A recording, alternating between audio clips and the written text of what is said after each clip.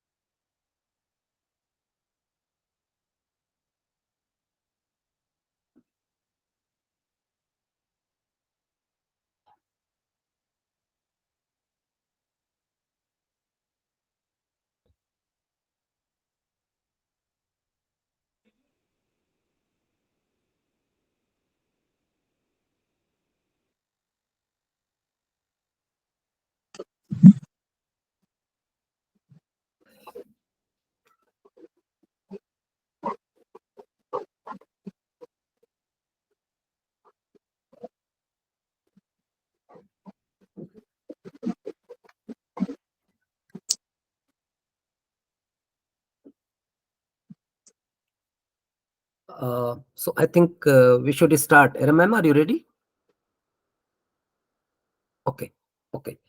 So, my friends, it's my pleasure to introduce Dr. Iram Khan, Associate Professor from the Department of Institute of Advanced Study in Education at Jamia Millia Islamia, New Delhi. So, at a very young age, in fact, Iram ma'am has got a recognition of being a very good, very vibrant, very active, and dynamic teacher and researcher. So if you see her qualifications, in fact, she has PhD in two subjects. So basically, her basic discipline is botany.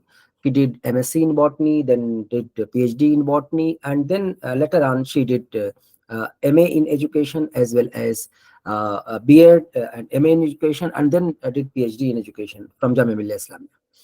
So she has worked with one of the most important publishers of the country, one of the most important publication group, rather, if I say Prentice Hall of India Limited, where her job was to review those books which were written in science and those books which were have some worth. I mean, whether it should be published or not. So she critically reviewed all those books. She had spent a sizable number of years at one of the premier institute of the country, National Council for Education Research and Training, and its one sister institute, that is Central Institute of Education and Educational Technology, which is located in Delhi.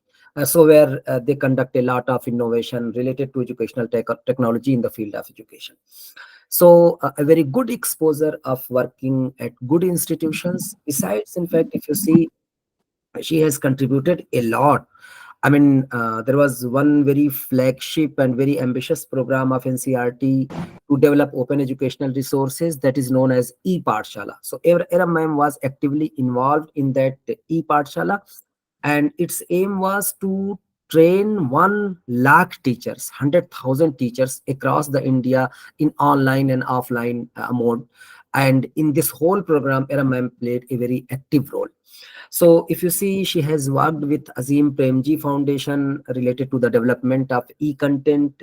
She has been involved in one program that was conducted by IIT Bombay, again related to content creation. One program from IIM Bangalore, again related to content creation. Then if you see National Institute of Educational Planning and Administration, NIPA, Delhi, then National Institute of Teachers Training and Research, Chennai. So many premier institute of the country he has been associated related to the content creation. Besides, I mean, she is actively engaged in research. She has published almost more than 70 articles in various national and international journals of repute. And she has been associated with Swayam Prabha, again, that is very important program launched by the Ministry of Education related to the e-content creation and making the content available in various regional languages. She has been awarded by so many prestigious awards. If you see, Inspiring Women Award, she was given in 2021, and another award which was very important, I think, Fourth Screen Education Award, which was given to her. So, in a nutshell, if I say, I mean, though she is young, but still, I mean, she has contributed a lot in teaching, in research, and of course in extension activities. And whenever I contact her, in fact, though she is quite busy and people used to take time from her, I mean, you can say at a long interval, but I have the liberty whenever I contact. In fact, she gives time to us. So thank you very much, ma'am. In fact, on behalf of UGCHRDC, on behalf of my participants, and on behalf of me, I'm highly grateful to you for giving time to us. And we have given her two sessions. So, and we have given her she will be doing it at her own I mean liberty, first session, and then there will be a gap of almost half an hour, and then second session. So her complete CV is available on the web page of the department, that is Institute of Advanced Study in Education, Jamia Millia Islamia.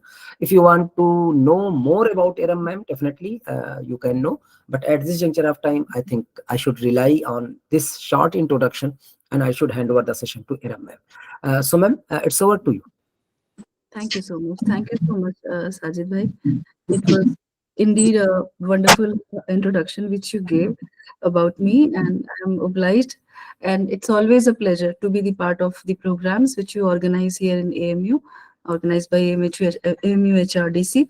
And always we learn a lot. Like as the resource person, even the knowledge increases when we interact with various people who are working in various parts of the country. I've seen the list of the participants because I like it a lot. When you send the invitation, you also send the list of participants so that we can just have a look that who are the people who will be the part of, so that even I will be in a more comfortable position to decide that what would be my mode of instruction, language and all. So it's always a pleasure for me. Today I've been given two sessions which are on digitization. So I will be in the first session, I will be talking about the tools of education, those tools which are related to education and can be helpful for this audiences whenever they are willing to become a creator, content creator, and even in daily life practices when we are working as a teacher, a lot of other things we used to do, and that is actually the part of our job. So what exactly are those tools which can be assistive for us? We will be talking about those, and then in the second session I'll be talking about the open educational resources, because I'm very closely associated with the development of open educational resources, because the first repository of India, that was National Repository of Open Educational Resources, as just Sajid Bhai has informed that I was the part of that. I was the founding members of that particular repository, which is now merged into Diksha platform. I also was the academic coordinator of ePG Pathshala, which is for PG level, and we launched the first MOOC, PG level MOOCs in education in India. That is the first MOOC. It has got the fortune of being the first massive open online course for PG level in education in the country, that was launched by UGC. So there are a lot of things, and it's like just the opportunities which have come to my path, and I always am thankful to God that these opportunities have come. The only thing which I did was I tried to give a little bit of my percentage of the devotion, and that's why things happened. Being a science person, I have got a very, like earlier, I was just a science person who had a very factual way of thinking. But because when I joined Jamia Millia, I was supposed to teach various papers, even the papers of hardcore foundation subjects like sociology. So I also have a MA in sociology just to teach those papers, because when we teach something very superficially, satisfaction never comes to us. So then when this paper of gender was given to me, I did MA in sociology. So that's why a little bit of know-how of social sciences is also with me. So if there is any query related to any of the tools which you wish to ask, even in case of social sciences, you can ask.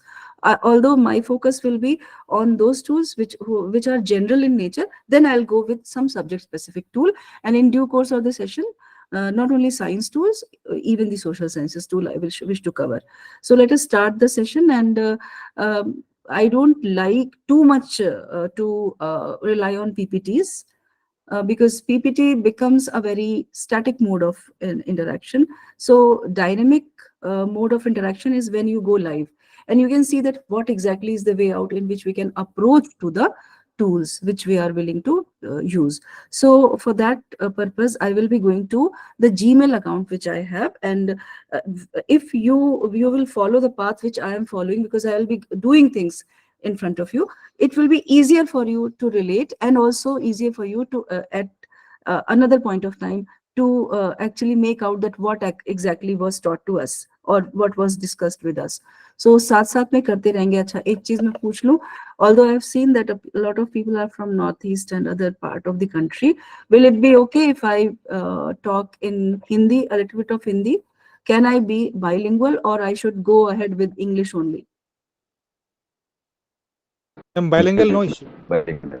If there is a single person who is not comfortable in Hindi, then you can let me know. I can speak slowly in English only. Okay, ऐसा कुछ भी है तो आप मुझे बता दीजिएगा. So as few of you have told that I can be bilingual, so मेरे लिए बहुत comfortable होगा, because we are from the northern belt, और हमारी जो मादरी जबान है वो उर्दू है, उर्दू और हिंदी मिक्स है. So always comfortable. Any human being is always comfortable in the language in which she or he thinks. हमारी जो सोचने की भाषा होती है, सबसे ज्यादा कंफर्टेबल हम उसमें होते हैं, और सोचते तो हम उर्दू में ही हैं. So that's why it's always good to speak in our own language. But अगर कोई किसी को भाषा का किसी भी तरह की समस्या होगी तो मुझे बता दीजिएगा. तो मैं इंग्लिश में ही बात करने लग जाऊंगी. टूल्स के बारे में मुझे बात करनी है, तो मैं अब आपको लेके जाने वाली हूँ to the Gmail account, because the Gmail account is actually having the entire access of all the Google tools. Like if you want to speak and type, अगर आपको टाइप करना है और बिना टाइपिंग किए टाइप करना है, हिंदी में टाइप करना है, उर्दू में टाइप करना है, इस तरह के जितने भी फीचर्स हैं वो सब के सब वो टूल्स हैं जो हमें देते हैं, प्रोवाइड करते हैं. Even there are various tools which are now, आजकल तो एआई का भी जमाना आ गया, बचने की जरूरत है, डिसरप्टिव टेक्नोलॉजी है. स्टिल कुछ ऐसे टूल्स हैं जिनके बारे में अवेयरनेस होनी चाहिए. अगर टाइम अलाउ करेगा तो मैं उनको भी आपको बताने की कोशिश करूंगी. So I am just going to share my screen. और एक चीज और, मैं ये एक डिस्क्लेमर है जो मैं हमेशा दे देती हूँ, कि मैं जितने भी टूल्स या रिसोर्सेज के बारे में बात करूंगी आपके साथ आज, all of them are FOSS. FOSS means free and open source software, and the resources will be OER.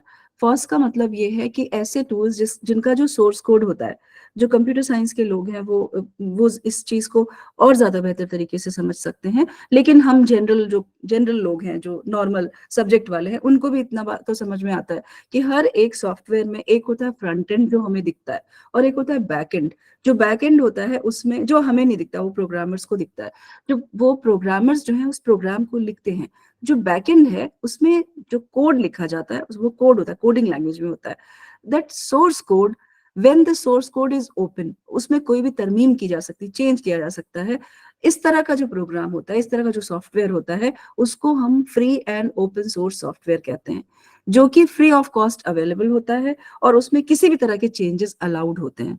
FOSS tools को यूज करने से फायदा ये है कि आपको कभी भी क्रूक्ड सॉफ्टवेयर यूज नहीं करना पड़े. क्रूक्ड क्या है? ऐसा सॉफ्टवेयर जो कि चोरी किया हुआ हो, कि उसकी आपने किसी से ले ली हो, जो कि परचेज ना किया हो, प्रोप्राइटरी सॉफ्टवेयर जिसे कहते हैं. तो अगर कभी भी प्रोप्राइटरी सॉफ्टवेयर यूज करना है तो आप उसे परचेज करके यूज करें, otherwise it will become very harmful for you. For in the long run it can harm your machine. आपका जो लैपटॉप या सिस्टम है उसको वो हार्म करेगा. इसके अलावा अपनी पूरी मेहनत आपने कर ली, at some point of time वो जो कोड होता है ना, जो कीज होती हैं उसको वहां पे डिस्ट्रक्ट कर दिया होता है. तो आपने काफी सारी 90% मेहनत कर ली, 10% के लिए वहां पे प्रॉब्लम आ जाती है, पूरा प्रोग्राम करप्ट हो जाता है. So always go with either FOSS tools, और if you are very much eager to use any of the proprietary software, then go with the right purchased one. And it is ethical also. Ethical वाला जो point है मेरे लिए वो ज्यादा important होता है, तो मैं एथिकल पॉइंट ऑफ व्यू की वजह से ही यूज करती हूँ. लेकिन बहुत सारे केसेस में लोग पैसे बचाने की वजह से ये काम करते हैं कि क्रूक्ड सॉफ्टवेयर यूज कर लिया, लेकिन उससे वो बहुत ज्यादा प्रॉब्लम्स होती हैं, एनर्जी भी बहुत वेस्ट होती है, and it is unethical. As a teacher, अगर आपने प्रोफेशन चूज किया है टीचिंग का, तो एथिक्स इज समथिंग जो हमें फॉलो करना ही करना है. तो फॉस टूल्स होंगे, ये बिल्कुल क्लियरली मैं बता दूं, कभी किसी भी टूल को यूज करने के लिए कोई पैसे नहीं देने पड़ेंगे, किसी से परमिशन नहीं लेनी होगी, जितने भी मैं आज डिस्कस करूंगी। और मैक्सिमम टूल्स ऐसे हैं जिन्हें मैं खुद यूज करती हूँ, तो कोई एलियन ऑब्जेक्ट आपको मैं नहीं बताऊंगी, जो खुद यूज करती हूँ, ट्राइड एंड टेस्टेड है। So let us go to my email account. So ये जो ईमेल अकाउंट होता है, इसमें आपको यहाँ पे ये 9 डॉट्स दिखाई दे रहे हैं। These are the, like, just follow my cursor. So on the screen you might be seeing right now my email account, जिसपे आपको मेरे इस, ये जो कर्सर है इसको देखना है। ये जो 9 डॉट्स हैं, ये 9 डॉट्स वो जगह है जहां पे आपको ये सारे टूल्स जो गूगल टूल्स है वो मिलेंगे। So just click on these 9 dots and there will be a drop down. In this drop down there are a list of tools which are called as the Google tools for education. We all must be aware of that the Google is also one of the companies जो public private partnership और ये सारे चीजों वसूलों को मानना पड़ता है उसको। इस वजह से बहुत बड़ी इंस्टीट्यूशन होने के बावजूद गूगल को बहुत सारे अपने प्रोडक्ट्स को फ्री ऑफ कॉस्ट देना होता है to the education fraternity, and these are the tools which Google has given for free of cost. ये सब यहाँ पे मौजूद हैं, यहीं से इसको एक्सेस किया जा सकता है। The first tool which I am going to discuss is Google doc, जिसका ये आइकन है, ये पहला वाला। This is the icon of Google doc. It's a wonderful tool. मैं अपना हर काम इसमें करती हूँ। कोई पेपर लिखना है, कोई किताब लिखनी है, कोई चैप्टर लिखना है, इवन अगर मेरे स्टूडेंट्स को मेरे साथ कुछ लिखना है, और मैं बच्चों के साथ बहुत काम करती हूँ। क्यों करती हूँ? कि मुझे उनको सिखाना है। जो रिसर्च स्कॉलर्स हैं, मैं उनको कभी भी, जब भी उनके साथ कोई पेपर लिख रही हूँ या कुछ भी है, तो मैं उनको बोलती हूँ आपको डॉक पे काम करना है, and share it with me. Doc पे काम कीजिए और मेरे साथ शेयर कर दीजिए, ताकि मैं आपको प्रॉपर स्कैफोल्ड दे सकूं। हर थोड़ी देर पे मुझे आपको अगर कोई फीडबैक देना है तो मैं आपको दे सकूं, और आपको पता भी चल सके कि मैडम ने ये चीज चेक करी है। So this is the tool which I और normally use for writing, for authoring, और for any type of project work. Just see that what exactly it does. So doc file पे, जब मेरे पास तो बहुत सारी डॉक फाइल्स हैं, क्योंकि मैं तो सारा काम ही इसी पे करती हूँ, तो मेरी तो बहुत ही n number of files you can see. But if you are a newbie there and you want to open a new file on doc, click on this plus पे क्लिक करते ही आपको फौरन एक नई फाइल जो अनटाइटल्ड डॉक्यूमेंट के नाम पे है, ये यहाँ पे मिल जाएगी। Now this untitled document can be named by you, आप जो मर्जी इसका नाम दे दीजिए। तो मैं तो अभी सिर्फ AMU इसका नाम दे रही हूँ। अब देखिए इस पर्टिकुलर फाइल में क्या क्या किया जा सकता है।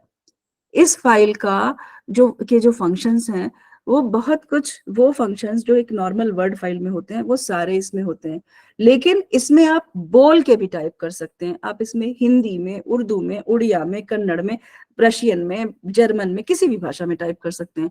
और एक फायदा क्या होगा, अगर आप इस पे टाइपिंग करेंगे, वॉइस टाइपिंग से या ट्रांसलिटरेशन से, जो मैं अभी आपको बताऊंगी, वो जो टाइप्ड कंटेंट है, हिंदी का कंटेंट हो, उर्दू का, अगर किसी भी दूसरे को आप भेजते हैं जिसके पास दूसरा ऑपरेटिंग सिस्टम है, जैसे आपके पास अगर मान लीजिए माइक्रोसॉफ्ट का सिस्टम है और किसी और के पास लिनक्स है या मैकिंटोश है, ये एप्पल का सिस्टम है, तो क्या होता है कि जब एक सिस्टम से दूसरे, एक ऑपरेटिंग सिस्टम से दूसरे में जाता है, तो कंटेंट डिस्टॉर्ट हो जाता है, खास करके जो दूसरी लैंग्वेजेस हैं अदर देन इंग्लिश, क्योंकि ये सारी मशीन्स जो है वो इंग्लिश के हिसाब से डिजाइंड है। डिस्टॉर्ट क्यों हो जाता है? Because of the non availability of the font which is chosen for that writing of that particular language. अब इसका सोल्यूशन क्या होता है? एक तो होता है कि आप उस व्यक्ति को बोलिए कि भैया ये वाली फॉन्ट है, वो फॉन्ट अपनी मशीन में डालो तो आपका मटीरियल ठीक हो जाएगा। फॉन्ट में भी बहुत से वर्जन्स होते हैं, तो आपको अपनी वाली मशीन के अंदर जो फॉन्ट है वो उसका कोड उसे भेजना पड़ता है।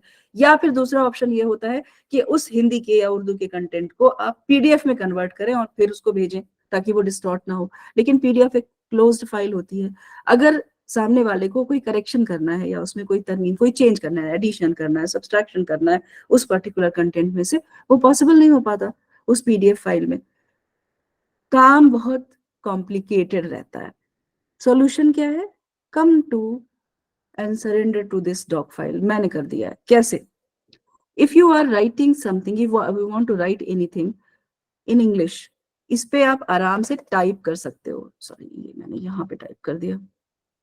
अपना कर्सर यहाँ ले आती हूँ और मैं यहाँ पे टाइप करती हूँ। मैं अभी स्क्रिबल कर रही हूँ जस्ट। इंग्लिश में टाइप करना है, आप अपना जो कीबोर्ड है उसको यूज करके टाइप कर सकते हैं। मगर मान लीजिए किसी की टाइपिंग स्पीड कम है, जैसे मेरी, I don't have a very high typing speed, बहुत धीमे धीमे टाइप करते हैं, उतना धीमे भी नहीं, लेकिन जो जाहिर है जितना जल्दी जल्दी बोल लेते हैं उतना जल्दी जल्दी टाइपिंग तो कर नहीं लेते। तो अगर मुझे मान लीजिए इंग्लिश में टाइपिंग करना है और मैं कभी थकी हुई हूँ और लिखना नहीं, टाइप नहीं करना चाह रही हूँ, इन दैट केस बोल करके भी इस पे टाइप किया जा सकता है। देखिए कैसे। The first thing which I'm going to do is to type in English. So for that purpose on doc file there is a section called tools.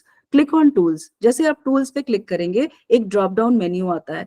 इस ड्रॉप डाउन मेन्यू में एक सेक्शन है जिसका नाम है वॉइस टाइपिंग। इस voice typing पे click कर दीजिए।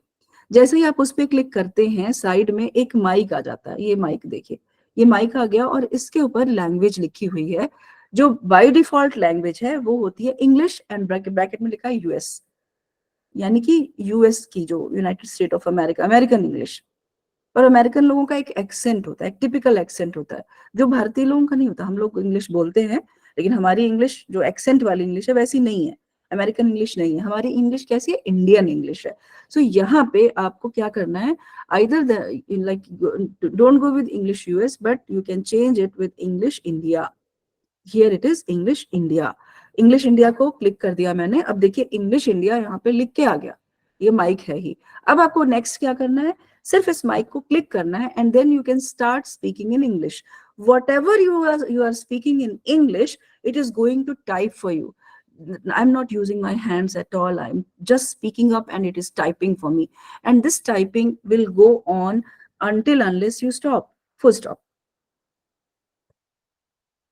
And you can see that इसने पूरा मेरे साथ मुझे मैच किया है और टाइप किया है। जो कुछ भी मैं बोलूंगी, जैसे भी बोलूंगी, इंग्लिश में बोला था वो सब कुछ, क्योंकि यहाँ पे चोजन लैंग्वेज इंग्लिश है, इसने सब कुछ को टाइप कर दिया। और इस तरह से करके आप मल्टीपल पेजेस टाइप कर सकते हैं, जितने मर्जी पेजेस, कोई लिमिट नहीं है। लोग कई बार पूछते हैं कितने पेज कर सकते हैं, कोई लिमिट नहीं है। 30-40 तो मैं भी कर चुकी हूँ वन गो में, थकता नहीं है ये, इसकी कोई भी लिमिट नहीं है। बुक्स भी लिख लेते हैं लोग इस पे, क्योंकि डॉक फाइल में जो अच्छी बात है कि इसमें सेव करने की जरूरत नहीं होती, अपने आप सेव हो जाता है। बहुत बार, अभी कल मेरे नेफ्यू ने बताया कि उसने पूरे दिन लाइब्रेरी में बैठ के कोई कंटेंट को एडिट किया था और सेव करना भूल गया, और after I think in the evening at around 7 ही केम बैक टू होम और वो काफी झल्लाया हुआ था। तो मैंने उसे पूछा व्हाट हैपेंड। उसने बोला आज मैंने जो है वो पूरा दिन बैठ करके कुछ करेक्शन किया था डॉक्यूमेंट में। वो अपने डेजर्टेशन पे काम कर रहा है, बैचलर ऑफ फिजियोथेरेपी कर रहा है। उस बंदे ने पूरा दिन जो टाइप मतलब जो करेक्शन की थी अपने उस डॉक्यूमेंट में, और मेडिकल डॉक्यूमेंट कितना कॉम्प्लिकेटेड होता है, वो उसने सेव नहीं कर पाया था क्योंकि भूल गया, मिस हो गया। उसमें सेव करना, ऑटो सेव होता है, लेकिन जो चीजें सेव ऑटो सेव होकर के आती हैं वर्ड फाइल में, उसमें काफी देर पहले तक का कुछ कुछ कंटेंट जो है वो मिस हो जाता है। तो ही वाज सो अनॉयड। तो मैंने उसे ये कहा कि तुमको तो सिखा भी दिया है, एक आध बार बताया भी है कि डॉक यूज किया करो। तो अगर डॉक यूज कर रहे होते तो कभी ऐसी बात नहीं होती। एक एक वर्ड जो आप लिखते हैं बिना आपका कंट्रोल एस दबाए वो सेव कर देता है। ये वाली प्रॉब्लम कभी आएगी ही नहीं कि मैं सेव करना भूल गई या भूल गया, इसलिए मेरा जो है इतना नुकसान हो गया। क्योंकि ये ऑटो सेव करता है, हर सेकंड में ये कंटेंट को सेव करता रहता है। And the beauty of this content, एक तो ये वॉइस टाइपिंग हो गई, फिर आपकी ऑटो सेविंग हो गई। अगर मान लीजिए मुझे इस कंटेंट को जो मैं रेडी कर रही हूँ, इसमें मुझे मेरे 4 स्कॉलर्स को ऐड करना है और मैं चाहती हूँ कि वो इसमें एक एक पेज लिखें। उनको मैंने टॉपिक डिवाइड कर दिया और बोला तुम इस पे लिखना, तुम इस पे लिखना, तुम इस पे लिखना, और सब एक ही जगह लिखोगे, 5 जगह फाइल नहीं बनाओगे। नहीं तो बच्चे क्या करते हैं, 5 फाइल बनाएंगे फिर आपको भेजेंगे, फिर आप बैठ करके सबको डाउनलोड कीजिए, वहां से कॉपी कीजिए, इधर पेस्ट कीजिए, ये मर्ज कीजिए, वो मर्ज कीजिए। कुछ देर बाद उनका फिर से मेल आएगा कि मैम उसमें एक करेक्शन था तो हमने एक नई फाइल भेजी है, पिछली वाले को डिस्कार्ड कर दिया, आपने सारी मेहनत कर ली, अब वो फिर से नई फाइल भेज रहा है। तो you are also human being, कब तक अपना कूल रखेंगे? उलझन, फ्रस्ट्रेशन हो जाता है। इन सब को कैसे अवॉइड कर सकते हैं? Just by using the tools. Google doc पे बनाइए फाइल, उनको भेजिए और बोलिए जो करो इस पे करो, एक साथ 5 लोग काम करो, कोई दिक्कत नहीं होगी। जितनी मर्जी करेक्शन करते रहो। जब भी मैं खोलूंगी, मुझे the final version will be in front of me. आपको किसी भी मिनट पे, इवन जब आपने कह दिया कि मैम मेरा काम खत्म हो गया, अचानक से याद आया, अरे यार वो तो कुछ दिक्कत हो गई थी, मैंने जो वो वाला लाइन लिखा था उस लाइन को ऐसे नहीं ऐसे, उसमें ये वाला ईडीएम यूज कर सकते थे, उसमें ये फ्रेज यूज कर सकते थे, कर सकते करेक्शन तो अच्छा होता।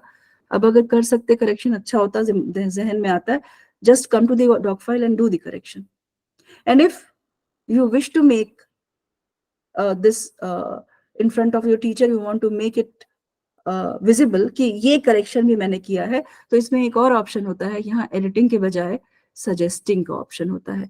आपने कभी पूरी फाइल मैडम ने चेक कर दी है, सब कुछ खत्म कंप्लीट कर लिया है, still you have a argument कि मैं ये करेक्शन करना चाहती हूँ, सजेशन मोड में जाइए और वो चीज जिसको आप करेक्ट करना चाहते हैं उसको सेलेक्ट कीजिए। यहाँ से जैसे ऐसे मैंने सेलेक्ट किया, जो भी काम करेंगे आप, वो अब मैं इसको मान लो इस इतने की जगह मैं कुछ लिखना चाहती हूँ, और सजेशन मोड में अगर मैंने काम किया है, वो यहाँ पे पता चलेगा, दिखेगा हु हैज डन व्हाट। इसमें ये चीज इन्होंने स्ट्राइक आउट की है, इरम खान ने स्ट्राइक आउट किया और उसकी जगह पे ये इस कंटेंट को रिप्लेस कर दिया, तो थिंग्स विल बी विजिबल। तो आपको अगर बताना है कि ये वाली चीज रह गई थी, ये मैंने की है, तो से कर सकते हैं। Even if a teacher is doing some sort of work, is there any problem?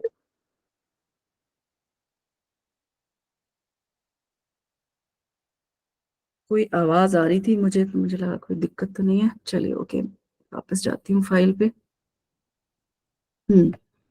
सो इधर ये मैं ये बता रही थी कि इसमें कोई भी करेक्शन अगर आप दिखाना चाहते हैं कि ये मैंने की है, आफ्टर सम टाइम अगर टीचर ने मना कर दिया आप मत करना, फिर भी आप कुछ आपके दिमाग में रह गया है और आप करना चाहते हैं, तो आप कर सकते हैं और आप उसको इस तरह से कर सकते हैं, टीचर को लगता है कि हाँ सही है तो उसको एक्सेप्ट करेंगे और नहीं तो उसको रिजेक्ट करेंगे। यहाँ से क्रॉस कर देंगे तो मतलब रिजेक्टेड, और अगर टिक मार्क कर देंगे मतलब एक्सेप्टेड। ऐसे करके वो जो करेक्शन है उसको आप शोकेस भी कर सकते हैं। अब वापस मैं एडिटिंग मोड में चले जाती हूँ। एडिटिंग मोड में मतलब वो ऐसे इस तरह से क्रॉस और अलग कलर से नहीं दिखेगा, नॉर्मल टाइपिंग होगी। Now the next task is to write in any other language. अभी तक तो इंग्लिश में ही टाइप किया था, जो तो टाइप वो कीबोर्ड से भी कर सकते थे। मैं टाइप करना चाहती हूँ अभी हिंदी में, तो मुझे पहले यहाँ से भाषा सेलेक्ट करनी होगी। हिंदी में टाइप करने के लिए यहाँ से आप नीचे जाइए, बहुत सारी भाषाएं हैं यहाँ पे। इवन आप, हम लोग तो उर्दू में भी काम करते हैं, तो अब मैं अगर, बहुत से लोग उर्दू जानते होंगे, उर्दू में भी इन्होंने दो उर्दू रखी है, दो उर्दू है। पहली उर्दू है भारत, दूसरी उर्दू है पाकिस्तान, क्योंकि वहां पे भी डिफरेंट एक्सेंट में उर्दू बोली जाती है। पाकिस्तान के लोग अलग तरीके से उर्दू बोलते हैं, हिंदुस्तानी लोग अलग तरीके से उर्दू बोलते हैं, तो एक्सेंट के हिसाब से इन्होंने इसको यहाँ पे मेंशन किया हुआ है।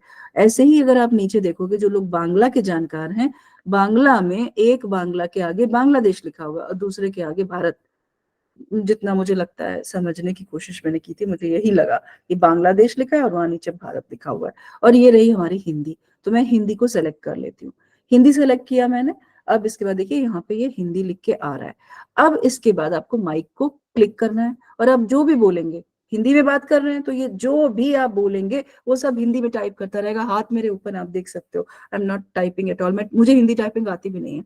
क्यों नहीं आती? क्योंकि हिंदी की जो टाइपिंग है वो कन्वेंशनली सिखाई नहीं जाती, क्योंकि जो कीबोर्ड होता है नॉर्मल लैपटॉप का या जो भी टाइपिंग डिवाइसेस हैं, वो कीबोर्ड इंग्लिश में टाइप करने में सक्षम होता है। तो हिंदी में टाइपिंग अगर जब जब करना है, कभी क्वेश्चन पेपर, हम लोग को अक्सर, हमारे यहाँ 3 मीडियम चलते हैं जामिया में, इंग्लिश, हिंदी और उर्दू। तो हिंदी में जब पेपर बनाना है या हिंदी में कोई भी काम करना है, मैं सीधे इस पे आती हूँ, बोल बोल के पूरा पेपर लिख लिया। उसके बाद फिर वहां उसको एक दूसरी फाइल पे या इधर ही इसको एडिट भी कर लिया, जो भी करेक्शन वरेक्शन करना है वो सब भी इधर ही हो जाता है।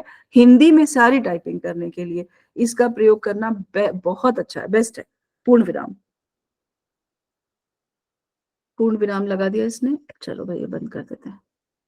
अब इसने ये इतना सारा जो टाइप किया है, अब आप देखो, अगर इतनी टाइपिंग को आप टाइप करके करते तो कितना समय लगता, कितना ज्यादा वक्त लगता, जो कि शायद बहुत कम काम कर पाएंगे अगर हमें टूल्स के बारे में नहीं पता हो तो, क्योंकि काम करने में फिर हमारा टाइम बहुत ज्यादा लगेगा। And also there is a possibility कि आपका जो किया हुआ काम है जब वो गया कहीं तो डिस्टॉर्शन हो गया। ये मेरे साथ भी होता था, जब हम लोग शुरू शुरू में नहीं जानते थे टूल्स को, कि फिर वहां से हम लोग मुंबई भेजते थे अपना, हमारा जो वो था सॉफ्टवेयर डिजाइनिंग सेंटर था NROER का, वो TIFR में था, होमी भाभा इंस्टीट्यूट जो वहाँ पे है, मुंबई में है। तो कई बार होता था कि ई पाठशाला का या NROER का जो हिंदी वर्जन है या उर्दू वर्जन है, उसको जब हम लोग उनको भेजते थे तो वो सब कहते थे it is distorted, you have not used Unicode, Unicode नहीं यूज किया। तब हमें भी नहीं पता था कि यूनिकोड क्या होता है, लेकिन उसके बाद फिर जानने की कोशिश की और पता चला कि यूनिकोड मतलब यूनिवर्सल कोडिंग लैंग्वेज, यानी कि एक ऐसी लैंग्वेज जो कि कोड भाषा में लिखी जाती है। उसकी लिपि कोई भी हो सकती है, चाहे वो हिंदी की लिपि हो, इंग्लिश की हो या किसी भी भाषा की हो, वो ही यूनिकोड इधर गूगल के तमाम टूल्स यूज करते हैं। इसीलिए जब आप गूगल पे कुछ भी या किसी भी टूल को यूज करके कुछ भी टाइप करते हैं किसी भी भाषा में, तो वो कभी भी किसी भी मशीन में जाके डिस्टॉर्ट नहीं होता, क्योंकि वो यूनिकोड होता है, कोडिफाइड होता है। It is not using any type of conventional font, but it uses Unicode fonts, and that's why it is never ever distorted if it is sent to any machine anywhere in the world. So that's why it's always good to use the Unicode using tools like the Google tools. So now in case अब इसी में अब English में कोई mistake हो गई यहाँ पे, तो आपको सिंपल से यहाँ जाना है और आप अपना कीबोर्ड यूज करके मिस्टेक को ठीक कर लीजिए। हिंदी में कोई मिस्टेक हो गई, कोई वर्ड है जो कि स्पेलिंग सही नहीं लिखा इसने, या उस वर्ड को इसने सही जैसा आप चाह रहे थे वैसे उस तरह की स्पेलिंग में ये नहीं आया है। जैसे एक बार मैं लिख रही थी वर्णन, इसका वर्णन कीजिए, एक्सप्लेन के लिए जो यूज करते हैं, सही स्पेलिंग नहीं दे रहा था ये। देन इसका जो इसके दो ऑप्शन है करेक्शन करने के, हिंदी में करेक्शन या उर्दू में या किसी अन्य भाषा में, जस्ट बिकॉज कीबोर्ड वैसा नहीं है, करेक्शन कैसे किया जाएगा। मान लीजिए इसमें कोई ऐसा वो है वर्ड है जिसको आपको करेक्ट करना है, उसको करेक्ट करने के लिए एक तरीका ये है कि आप जहाँ पे करेक्शन करना है वहां चले जाइए, माइक ऑन कीजिए और उसको अलग अलग तरीके से बोलिए। जब आप अलग अलग तरीके से बोलेंगे तो हो सकता है कि सही स्पेलिंग आ जाए। जैसे ही सही स्पेलिंग आ जाए आप उस पे ही जीरो डाउन कीजिए और जो गलत स्पेलिंग्स है उन सबको रिमूव कर दीजिए। एक तो ये तरीका है। दूसरा ये तरीका है कि कुछ अभी एक किसी और प्रोग्राम में कुछ लोग टीचर्स थे जो संस्कृत के थे, तो उन्होंने बोला कि उसमें संस्कृत में तो हलंत होता है और विसर्ग होता है, इस तरह के जो मात्राएं होती है, या म्यूजिक है, म्यूजिक में भी मात्राएं होती हैं, वो ये कैसे लगाएगा, वो इसको लगाने में दिक्कत होती है। आपको उसी तरीके से बोलना होगा। संस्कृत उस लिस्ट में एटलीस्ट मुझे तो नहीं दिखाई दी है। अब वो कैसे, उसको कैसे हल करें?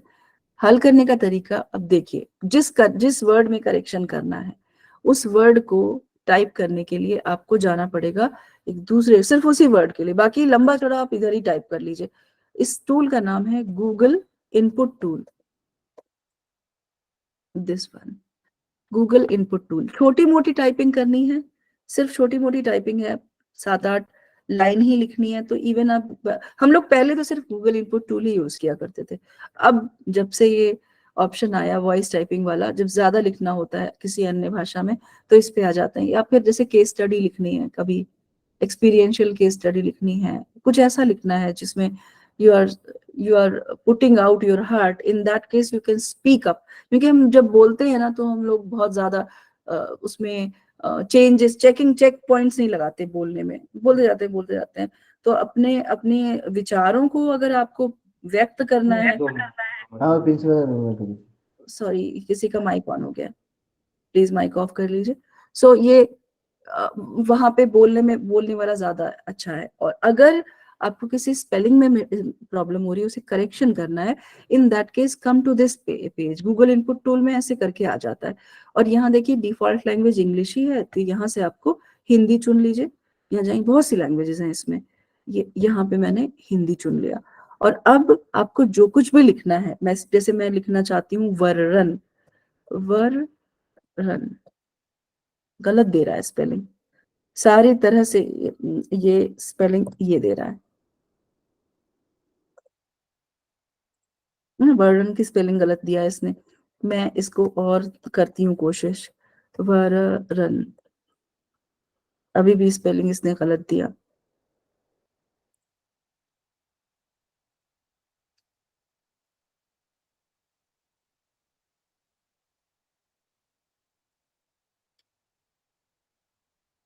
किसी भी तरह से ये स्पेलिंग मान लीजिए, वैसे यहाँ पे आपको डालते जाना है अलग अलग तरीके से, और ये स्पेलिंग किसी ना किसी हालत में सही दे देता है, लेकिन मान लीजिए फिर भी ये सही स्पेलिंग नहीं आ पा रही है, ये मैंने स्पेशल केस चुना है आपके लिए, ऐसा वर्ड जिसकी स्पेलिंग आसानी से नहीं आ पा रही, क्योंकि इंग्लिश में टाइप करना और हिंदी में वो देगा, उस केस में क्या करें, बहुत ही विचित्र स्पेलिंग है, तब उस केस में क्या करें, ये जो आ लिखा हुआ है उस पर चले जाइए, और यहाँ पे ये पेन है, इस पेन को सेलेक्ट कर लीजिए, एक छोटा सा यहाँ पे विंडो और आता है, अब इस विंडो पे अपनी उंगली की मदद से आप लिख लीजिए वर्णन, वर्णन का स्पेलिंग ये होता है ना सही,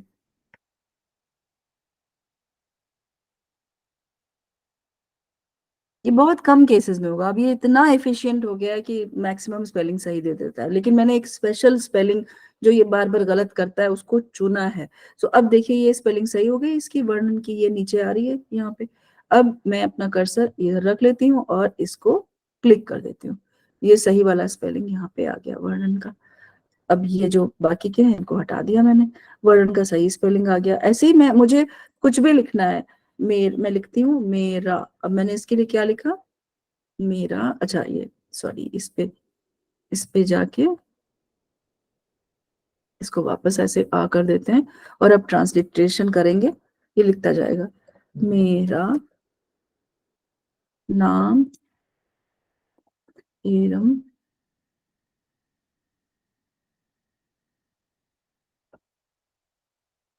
आमतौर से पहला वाला ही वर्ड, पहला वाला ही जो इसका स्पेलिंग है ना वो सही होता है, तो उसके लिए सिर्फ एंटर दबाना होता है, लेकिन अब जैसे खान है, खा के नीचे मुझे खा, जो खा वर्ड है उसके नीचे एक बिंदी चाहिए, क्योंकि ताकि वो एपिग्लॉटिस से निकले, खा निकले, तो वो ये वाला स्पेलिंग सही है। तो ये इतने सारे ऑप्शंस हैं, ये चुन लिया मैंने, इरम खान है, अब है की स्पेलिंग पहली ही वाली सही है, तो बस एंटर दबाते जाना है, बहुत तेजी से टाइप हो जाता है इसमें भी। अब आपने यहाँ पे जो मर्जी, जितना मर्जी लिखना है, टाइप करना है, कर लिया।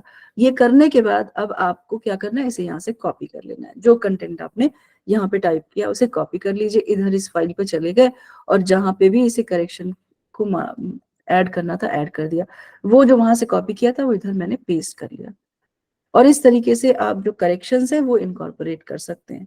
हिंदी की ये टाइपिंग डिस्टॉर्ट कहीं भी नहीं होगी, पूरा शेयर आराम से हो सकता है। अब एक तो ये ऑप्शन है जो था वॉइस टाइपिंग का, ये हो गया जिसमें आप किसी भी भाषा में टाइपिंग कर सकते हैं। दूसरा, अगर हमें ट्रांसलेट करना होता है, कंटेंट को ट्रांसलेट करना है, क्या करते हैं हम लोग, गूगल ट्रांसलेट यूज करते हैं। आजकल गूगल ट्रांसलेट अच्छा काम करने लगा है, 90% के से ज्यादा ट्रांसलेशन सही करता है। क्यों? क्योंकि गूगल अपने आप को एवरीडे अपडेट करता है। पहले 10 साल पहले, 10 नहीं, 4-5 साल पहले जब जो ट्रांसलेशंस होते थे बहुत ही वाहियात होते थे। क्यों इतने वाहियात होते थे? क्योंकि उसकी डिक्शनरी बहुत ही लिमिटेड थी, वो जिन, जहां से वो शब्दों को चूज करता था, वोकेबुलरी जो होती है वो बहुत लिमिटेड थी। अब इसने अपनी वोकेबुलरी को इतना वाइडन कर लिया है, इतने डिक्शनरीज को ऐड कर लिया है, और लोग जो मिस्टेक्स करते हैं, जो करेक्शंस करते हैं, उन सब से लर्न करके, क्योंकि ये फजी लॉजिक पे चलता है, यानी कि जो करेक्शंस आप करते हो उसको भी ये पूरा अपने रिपोजिटरी में स्टोर करता रहता है। इसकी वजह से अब इसका ट्रांसलेशन बहुत बेहतर हो गया है। मैं ये नहीं कह रही कि एकदम फ्लॉलेस हो गया है, प्रिसाइज नहीं हुआ है, बट नियर अबाउट प्रिसीजन हो गया है, 90% तो ठीक हो गया है। जैसे अभी ये मान लीजिए आपने 50 पेज का डॉक्यूमेंट है जो आपने हिंदी में लिखा, और आपको वो 50 पेज के डॉक्यूमेंट को ट्रांसलेट करना है। एक तरीका ये है कि गूगल ट्रांसलेट पे जाएं, कॉपी करें, वहां पेस्ट करें, उसका ट्रांसलेशन आ जाएगा, उसको अगेन कॉपी करें, अपने फाइल में सेव करें, यही हम लोग नॉर्मली करते हैं। एक नया ऑप्शन जो गूगल ने दिया है डॉक फाइल के लिए, आप 50 पेज, 100 पेज, कितनी भी बड़ी फाइल हो, एक बार में उसको ट्रांसलेट कर सकते हैं। देखिए कैसे, ये मेरा जो फाइल है इसमें ये इतना लिखा गया है, मैं इस फाइल को पूरा का पूरा in one, by the use of one option I can translate the entire file. Again go to tools, और इसमें एक सेक्शन है कॉल्ड ट्रांसलेट डॉक्यूमेंट, इस पे क्लिक कर दीजिए। ट्रांसलेट कॉपी, ये फौरन आपको फाइल नेम बताएगा कि किस नाम से सेव होगी, ट्रांसलेटेड कॉपी ऑफ एएमयू ना, फाइल का नाम था एएमयू, जो कॉपी अब आएगी वो ट्रांसलेटेड कॉपी ऑफ एएमयू। और अब ये कहेगा भाई कौन सी भाषा में ट्रांसलेट करना है, तो आपको बताना पड़ेगा, तो चूज अ लैंग्वेज पे जाएं और जिस भाषा में आपको ट्रांसलेशन चाहिए, यहाँ से चूज कर लीजिए। इसमें से जितनी ये भाषाएं, ये तो मुझे आती नहीं, हिंदी को इंग्लिश में करना है हमें, इंग्लिश में कर लें या उर्दू में कर लें, जिस भी भाषा में आपको चाहिए वो भाषा यहाँ से चूज कर लीजिए। इंग्लिश कर लेते हैं, इंग्लिश कहाँ है, ये रही इंग्लिश। ये मैं यहाँ पे चूज किया और फिर क्लिक कर दीजिए ट्रांसलेट को। It will take a few seconds and the entire text is in front of you. Whatever was written in Hindi is right now in front of you in English. ये पूरा translate करके उसने दे दिया। तो एक पहले जो इतना एफर्ट करते थे कॉपी पेस्ट, उसमें फिर पता चला कि बीच का एक रह गया था, अब वो टैली कर रहे हैं, बहुत तमाम झंझट होते थे। मैं बहुत सारा काम करती थी, मुझे याद है अजीम प्रेम जी के साथ एसोसिएशन था, वो बहुत सारा इस तरह का काम था जिसमें मुझे रिव्यू करना होता था और हिंदी का टेक्स्ट होता था। उस ट्रांसलेशन को कई बार क्रॉस चेक करने के लिए वहां से कॉपी किया, पेस्ट किया। मुझे यही लगता है कितना आसान होता अगर मुझे उस टाइम पे ये टूल का पता होता। तब मुझे नहीं आता था ये वाले टूल के बारे में, ये क्योंकि ये नया टूल है, नया एडिशन है, इसमें एक बार में पूरी फाइल ट्रांसलेट होके आपको मिल जाएगी। So it's fantastic, it makes your life easier as a teacher, क्योंकि आपको जो भी काम करना है within one single click you can make a translation. It can be, this file can be shared with the help of this share button. अगर आपको इसको 5-6 लोगों को आप चाहते हैं इस फाइल के ऊपर काम करवाना, तो इस शेयर बटन पे जाइए। यहाँ जाने के बाद आप यहाँ पे जिसके साथ वो फाइल को शेयर करना चाहते हैं उसका ईमेल आईडी यहाँ पे टाइप कर दीजिए। तो अगर मैं यहाँ पे ये 6-7 लोगों का ईमेल आईडी यहाँ पे क्लिक कर दूं तो उन सबके साथ ये फाइल जो है शेयर हो जाएगी। जितने भी लोगों के साथ मैं शेयर करना चाहूँ वहां पे ईमेल आईडी सेलेक्ट करके डन कर दूं, ये फाइल उन लोगों के साथ शेयर हो जाएगी। एक और चीज, अगर मान लीजिए मैं चाहती हूँ शेयर करना किसी, जैसे मैं अगर मान लीजिए इनके साथ शेयर करना चाहती हूँ और मैं इनको एडिटर नहीं बनाना चाहती, मैं चाहती हूँ कि वो सिर्फ देखें, जो जिनके साथ मैं शेयर कर रही हूँ मैं चाहती हूँ वो सिर्फ देखें, उस फाइल को देख करके अपने सजेशंस दे दें, या सजेशंस वो देखें, देखने के बाद सिर्फ कमेंट, जो भी वो सजेशंस दें वो मुझे दिखे, कमेंट के फॉर्म में दिखाई दे, तो मैं उनको राइट्स दे सकती हूँ कमेंटर के। या अगर मैं सिर्फ उनसे कुछ भी नहीं करवाना चाहती, उस फाइल में काम भी नहीं कर सकने का उनको राइट देना है, तो आप उनको व्यूअर बना दीजिए। जिस इंसान के साथ फाइल शेयर होगी वो सिर्फ देख सकेगा, फाइल में कोई काम नहीं कर सकेगा।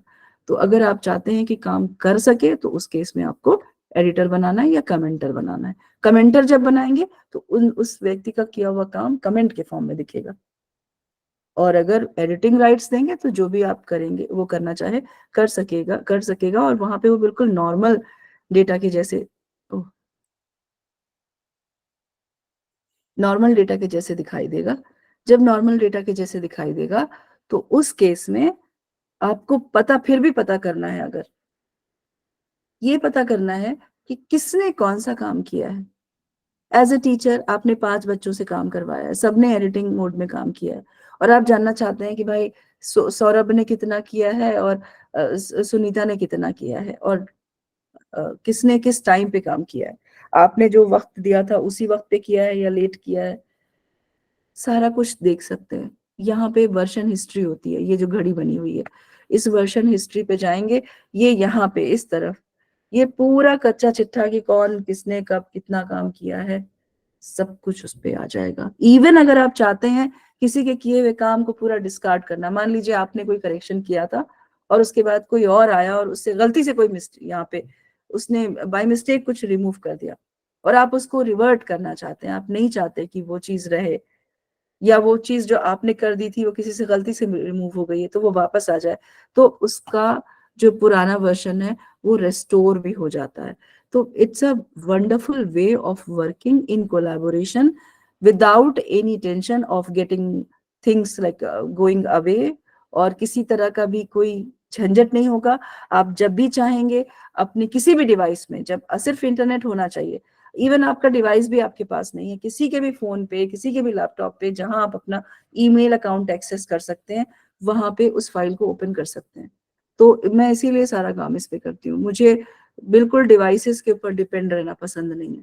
अगर मुझे कहीं भी अपनी कोई फाइल चाहिए मुझे कोई लेक्चर देना है या कुछ भी किसी तरह का काम करना है, मैं हमेशा उसके लिए डॉक फाइल पे रिलाई करती हूँ या जो दूसरे टूल्स हैं, ताकि मुझे डिवाइस के ऊपर, मैं अपना लैपटॉप नहीं लेके गई, कोई प्रॉब्लम नहीं, किसी का भी लैपटॉप लेके उस पर काम कर सकते हैं जहां मेरा ईमेल आईडी खुल जाए. So that's why this particular tool is so much used by me. आप देख सकते हो मैंने कितना ज्यादा इसको यूज किया है. जितने पेपर्स हैं वो सब इसी में लिखे गए हैं, जितनी सिनॉप्सिस है, जितनी थीसिस है, डिसर्टेशंस है, इसी पे करती हूँ मैं. किसी भी कई बार ऐसा होता है बच्चे कहते हैं मैडम हमारा ये चेक कर दो, वो चेक कर दो, तो मैं कहती हूँ शेयर कर दो, उस पर चेक कर दूंगी. क्योंकि हर जगह कागज लेके नहीं घूम सकते. हो सकता है उस पर पूरा करेक्शन वरेक्शन कर दिया, अब वो कागज कहीं मिस हो गया, अब आपने जो करेक्शन किया था वो तो गया ना, आपका आधा घंटा 1 घंटा वेस्ट हुआ. इस पे किया तो वो करेक्शन कहीं नहीं जाएगा, वो बच्चे के साथ शेयर्ड है, वो हमेशा चेक कर सकता है कि क्या कुछ हुआ था. So this was Google docs. Is there any question which is related to Google docs, अगर आप पूछना चाहें तो, नहीं तो मैं नेक्स्ट टूल पे जाऊंगी.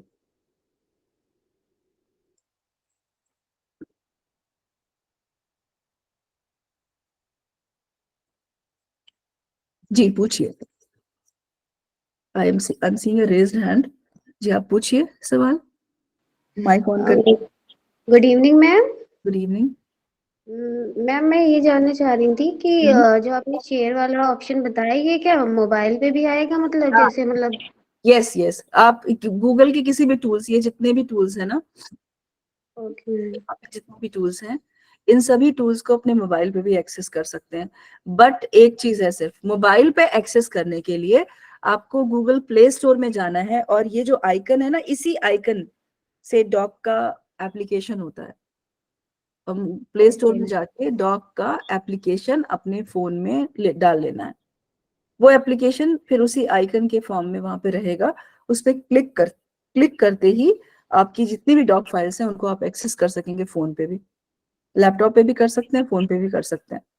मैं मतलब मैं करती हूँ इस पे वर्क, तो वो शेयर वाला ऑप्शन मुझे आपसे पता चला तो मुझे बहुत अच्छा लगा. वहां पे होता है मैम, ऊपर ना, जहाँ पे सबसे ऊपर कॉर्नर में ना एक ह्यूमन फिगर बना होता है, उस पे प्लस लिखा होता है. Okay okay. उस पे थैंक यू जाएंगे मैम. तो वो शेयर करने के लिए पूछेगा. और किसी को कुछ पूछना है? Thank you ma'am. Okay, so I'm going to the next tool. After docs, the next tool is sheets. ये sheets जो है, ये इस icon आपने देखा, sheets is a substitute to the Excel file. लेकिन Excel से कहीं ज्यादा काम इस पे होता है. Excel से कहीं ज्यादा मैं क्यों कह रही हूँ? Because it has got, एक तो सेविंग का कोई चक्कर नहीं होता, फिर बहुत सारी ऐसी चीजें हैं वो Excel पे आपके लिए पॉसिबल ही नहीं करना, जो इस पे पॉसिबल है. जैसे मैं आपको बताती हूँ, मैं अपने कॉलेज में, मतलब अपना जो डिपार्टमेंट है, अराउंड 50 टीचर्स का डिपार्टमेंट है, उसकी अटेंडेंस कोऑर्डिनेटर भी हूँ. अटेंडेंस कोऑर्डिनेटर होने की वजह से, और हर टीचर, ये जो 50 टीचर्स हैं, हर टीचर कोई अलग अलग 6-7 कोर्सेज को पढ़ाते हैं. फर्स्ट ईयर, सेकेंड ईयर, अलग अलग कोर्सेज, सब बहुत सारे कोर्सेज को पढ़ाते हैं टीचर्स. अब इमेजिन कीजिए, इतने सारे स्टूडेंट्स, इतने सारे टीचर्स, और हमारे यहाँ अगर 75% अटेंडेंस नहीं है किसी बच्चे की, तो उसको एग्जाम में बैठने की परमिशन नहीं है, उसको साल रिपीट करना पड़ता है. तो आप समझ सकते हैं कि कितना इम्पोर्टेंट काम है अटेंडेंस की वजह से. और हम लोग पिछले से कई सालों से, बीच में कोरोना जब आया था तो थोड़ा सा रिलैक्सेशन हो गया था, लेकिन अब तो बहुत दिन हो गए कोरोना को, तो अब तो सब कुछ फिर से वैसे ही हो गया है. तो it is written in the ordinance of Jamia that 75% attendance अगर नहीं है तो बच्चा एग्जाम में नहीं बैठ सकता, उसको साल रिपीट करना पड़ेगा. तो ये बहुत इंपॉर्टेंट काम है. मैं कैसे कर पाती हूँ, मैं आपको वो दिखाती हूँ. इसके लिए what we have done, we have created a sheet, this Google sheet. ये मंथली अटेंडेंस की शीट है 23-24 की, 2023-24 की. और इस शीट में अगर आप देखें, there is one faculty who is still working on this sheet.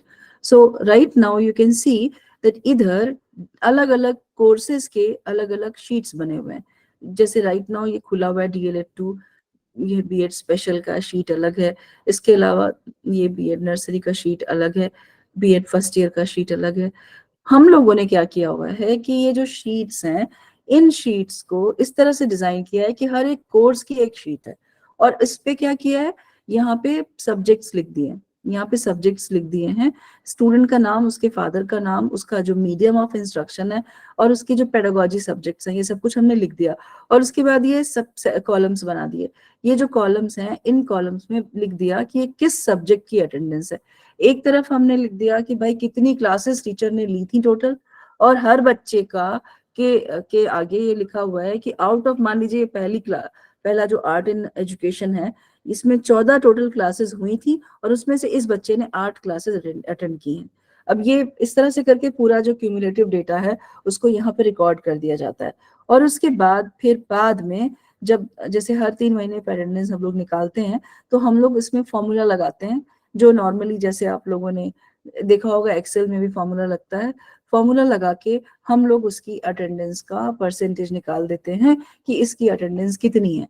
तो जिसकी ठीक है उसका तो कोई दिक्कत नहीं, और जिसकी ठीक नहीं है उसको पता चल जाता है कि भाई मेरी अटेंडेंस शॉर्ट हो रही है, now I have to be more and more regular, नहीं तो फिर एग्जाम में नहीं बैठने दिया जाएगा। तो इस तरह से ये मल्टीपल लोगों के साथ शेयर करके, आप देखो ये हमारे डिपार्टमेंट के सारे फैकल्टी मेंबर्स के साथ ये शीट शेयर्ड है, ये सबके साथ शेयर्ड है। बहुत लंबी लिस्ट है जिसके साथ ये शीट शेयर्ड है। कुछ आप देखो, कुछ लोगों को व्यूअर भी बनाया हुआ है। ये व्यूअर जो बने हुए हैं लोग, these are the PhD scholars. कई बार ऐसा होता है कि जो टीचर्स हैं वो कहते हैं कि हमारे पीएचडी स्कॉलर जो है वो अटेंडेंस अपलोड करेंगे, तो फॉर द टाइम बीइंग उनको बना दिया कि चलो ठीक है आप इसके अंदर काम कर सकते हो। लेकिन उसके बाद फिर उनको वहां से कि अब जब काम खत्म हो गया तो अब स्टूडेंट तो उसमें कुछ नहीं करेगा, तो फिर उस बच्चे का को एक्सेस बंद कर दी और उसको व्यूअर बना दिया। ऐसे करके this particular sheet is shared with all the faculty members. All together they work on this sheet, update their attendance, which is like at the end of the month or end of the of 3 months we calculate and then we declare the attendance कि ये ऐसे है। अभी आप जाग जाओ, सो रहे हो अगर तो अटेंडेंस कम हो रही है, या ठीक है तो कोई दिक्कत नहीं है। ऐसे करके बच्चों को पता चल जाता है। कई बार ऐसा भी होता है कि किसी ने बाय मिस्टेक इसमें कोई कुछ रिमूव कर दिया या कुछ इसमें गड़बड़ कर दिया, तो यहाँ पे ये जो ऑप्शन है इससे मुझे पूरी वर्जन हिस्ट्री मिल जाती है कि किसने कब क्या किया है। जैसे लास्ट एडिट जो है, करंट वर्जन जो है, वो मेरे कलीग, दूसरी कलीग है जो इस पे काम कर उन्होंने किया है। अगर मैं ये देखना चाहूँ दिस वाला वर्जन जिस पे मैंने लास्ट काम किया है, तो वो भी मुझे दिख जाएगा। और मान लीजिए मेरे कलीग से कुछ बाय मिस्टेक गड़बड़ हो गई है, तो मैं इस मेरे वाले वर्जन को रेस्टोर भी कर सकती हूँ यहाँ से जाके।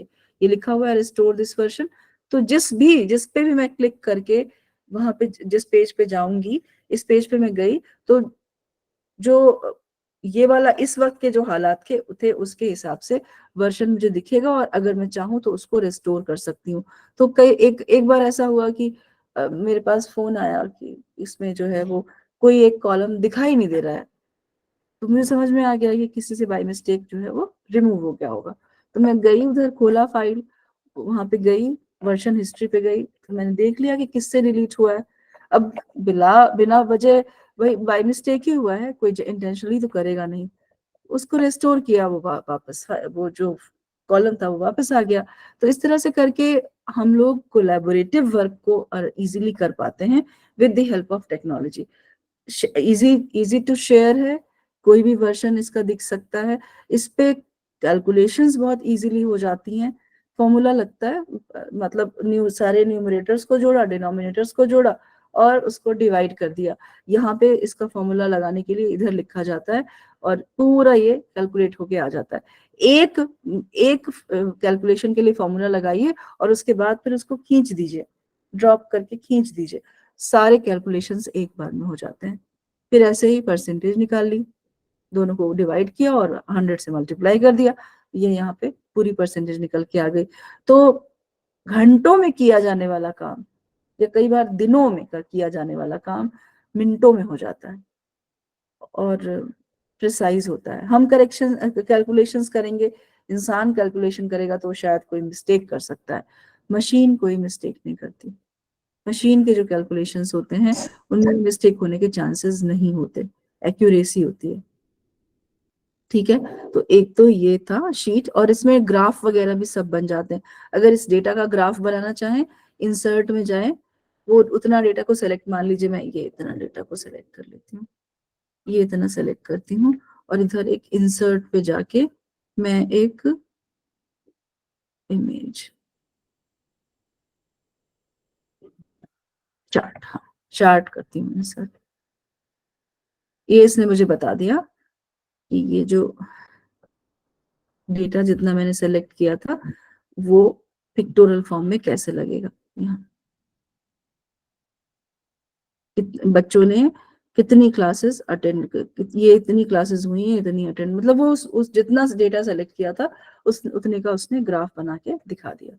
सो in this way things become very easy and smarter. काम आसान हो जाता है, जल्दी हो जाता है, और ज्यादा काम आप कर पाते हैं। ओके, सो ये तो था आपका गूगल शीट। अब मैं, कोई सवाल है क्या इससे रिलेटेड, गूगल शीट से रिलेटेड किसी को कोई क्वेश्चन करना है?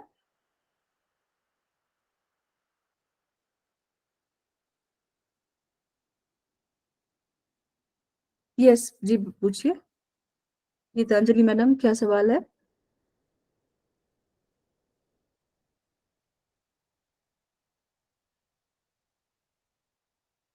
आपको अपना माइक अनम्यूट करना पड़ेगा, उसके बाद बोलिए।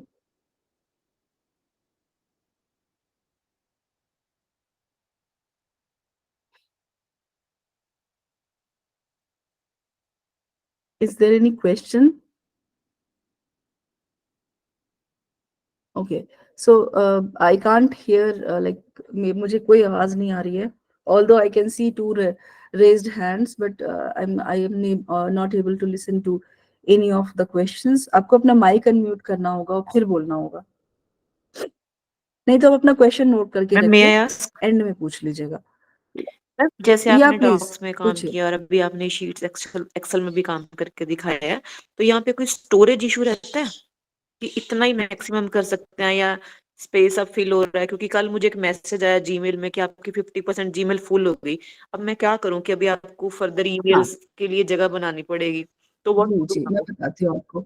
देखिए, जो जीमेल नॉर्मल जीमेल अकाउंट्स होते हैं वो 15 GB स्पेस देते हैं आपको। यानी कि अगर आप, वो बता रहा है कि आपका 50 GB स्पेस कवर हो चुका है, तो इसका मतलब है कि आपने करीब 7.5 GB डेटा यूज कर लिया है, स्पेस को यूज कर लिया है। एक तो उसका ऑप्शन ये है कि आप स्टोरेज स्पेस को परचेज कर लें, और दूसरा ऑप्शन ये है कि आप जो Gmail account specific for specific work बना लीजिए। ऑफिस के लिए एक ऑफिशियल अकाउंट बना लीजिए। कोई कभी कॉन्फ्रेंस हो रही, कोई प्रोग्राम हो रहा है जिसमें आप अपना ईमेल अकाउंट यूज करते हैं, तो उसमें तो स्पेस भर ही जाएगा अगर 15 GB वाला है। तो उस केस में आप स्पेसिफिक कामों के लिए आप अपना अलग से अकाउंट बना सकते हैं।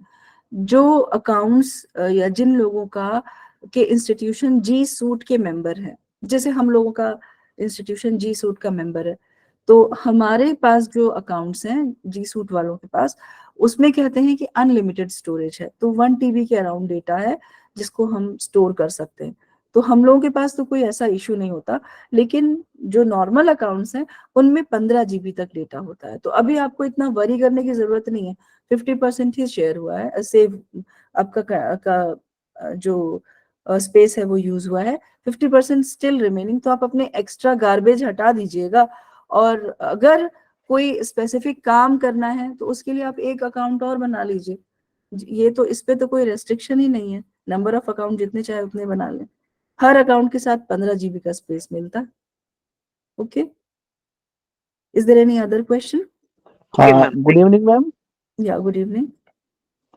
एक्चुअली मैम मेरा जो क्वेश्चन है वो शीट से संबंधित है। उसमें एक मैं चाह रहा था, जैसे रेशो का अगर हम निकाल सकते, क्या हम निकाल सकते हैं रेशो? बिल्कुल, रेशियो बिल्कुल निकाल सकते हैं, परसेंटेज ही तो होती है रेशियो।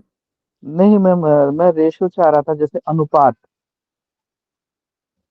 फॉर्मूला जो होता है ना, जी इसमें जी। जो एक्सेल शीट में जैसे आप फॉर्मूला लगाते हैं, सेम वैसे ही फॉर्मूला लगा सकते हैं। ये शीट पे मैं जा रही हूँ, देखिए यहाँ पे। नहीं मैम, वो तो मैं समझ रहा हूँ। जैसे वो नेक, मैं उसमें AQAR फिल कर रहा था, तो उसमें एक हम्म क्वेश्चन आ रहा था, स्टूडेंट टीचर रेशो, तो उसको वैसे मैनुअली मैं उसमें स्टूडेंट टीचर्स एक्सेल में रेशियो भी तो परसेंटेज ही तो है कि आपकी क्लास में 10 स्टूडेंट्स के ऊपर एक टीचर है, 10 स्टूडेंट के ऊपर एक टीचर है, तो 10:1 का रेशियो हुआ। यहाँ पे देखिए ये जो फंक्शंस है ना, ये फंक्शंस हैं, ये जितने फंक्शंस यहाँ पे हैं ये देख लीजिए आप, ये जितने फंक्शंस यहाँ पे हैं ये सारे के सारे फंक्शंस इस पे किए जा सकते हैं। और रेशियो में तो जो रेशियो बेसिकली परसेंटेज ही है, न्यूमरेटर डिनोमिनेटर को आप डिवाइड करना और उसके बाद फिर उसको 100 से मल्टीप्लाई कर देना है। तो या रेशियो के लिए आपको जो भी फॉर्मूला लगाना है, टी टेस्ट तक इस पे निकल जाता है, एनोवा एनकोवा सब मल्टीपल टाइप की कैलकुलेशंस ही तो करने हैं, तो फॉर्मूला को यहाँ पे रखना होता है। डेटा जिस जिस डेटा को इन्वॉल्व करना है उस डेटा को सेलेक्ट करना होता है, और फिर यहाँ पे सेलेक्ट करने के लिए ये जैसे है, ये सेलेक्ट किया, उसके बाद फिर कंट्रोल दबा करके ये सेलेक्ट किया, ऐसे करके आप मल्टीपल डेटा को सेलेक्ट कर सकते हैं। ये जैसे ये देख रहे हैं आप, यहाँ पे मैंने अगर सेलेक्ट किया है ये आ रहा है, उसके बीच में आप अब जो सिंबल्स हैं वो डाल दीजिए, प्लस माइनस जो भी वो डाल दीजिए। एंड में आप इक्वल करेंगे ना, तो जो भी आपने फॉर्मूला में चीजें सिंबल्स इंसर्ट किए होंगे उसके हिसाब से वो कैलकुलेशन करके इक्वल टू की जगह पे रिजल्ट दे देता है, और जितने यहाँ पे फंक्शंस हैं वो सारे फंक्शंस हो जाते हैं। जी, thank you ma'am. Anything else? एक मुझे और हाथ दिख रहा है, आसमा शेख, आपका आप अपना माइक ऑन करके सवाल कर सकती हैं। आई कांट हियर एनीथिंग, सो मैं अभी नेक्स्ट चले जाती हूँ नेक्स्ट टूल पे। आप सवाल मुझसे बाद में पूछ लीजिएगा, नोट करके रख लीजिए। अब मैं आती हूँ अगेन जो नेक्स्ट टूल है उसके ऊपर, इधर से ही वापस 9 डॉट्स पे चले जाइए। अगला टूल है slides, this is Google slides. Google slides is a tool which is very much equivalent to the PPT, लेकिन पीपीटी से कहीं ज्यादा चीजें हैं इसके ऊपर। क्यों कहीं ज्यादा चीजें हैं? क्योंकि अगेन इसके अंदर एक फीचर है कि आप मल्टीपल लोग एक साथ मिलके काम कर सकते हैं। मल्टीपल लोग एक साथ काम करेंगे तो जल्दी से फाइल बन जाएगी, जल्दी से पीपीटी बन जाएगी, और करेक्शन कुछ भी है कभी भी कर दीजिए। नई पीपीटी बनानी है, यहाँ से प्लस करना है, प्लस पे क्लिक करेंगे, ये आ गया नया फाइल। इस पे जैसे पहले करते थे, कुछ भी लिखना है, अगर कोई भी तरह की फाइल है, यहाँ पे गए और जितनी मर्जी इसके पेजेस बना लीजिए। ऊपर गए और आपको जो भी इस पे क्लिक करने के बाद जिस भी तरह से लिखना है, जैसे लिखना है आप लिख सकते हैं।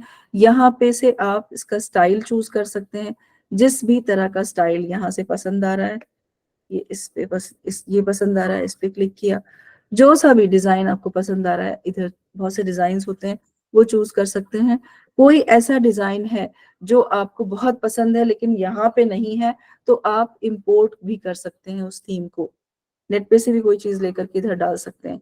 जो भी चीज आपको अच्छी लग रही है इधर नहीं है, यू कैन इंपोर्ट। देन एक साथ मल्टीपल लोग काम करेंगे, एक साथ इधर से शेयर करके आप जितने लोगों को चाहे इनवाइट कर सकते हैं, बुला करके एक साथ काम कर लीजिए। अगर आप अपने गूगल स्लाइड से ही प्रेजेंटेशन करना चाहते हैं, सिंपली स्लाइड शो पे क्लिक कीजिए। जो आपका प्रेजेंटेशन है वो जैसे आप नॉर्मल स्लाइड शो में काम करते हैं, सेम वैसे ही वो स्लाइड शो में वहां पे आपके सामने प्रेजेंट हो जाएगा। multiple things tasks can be done.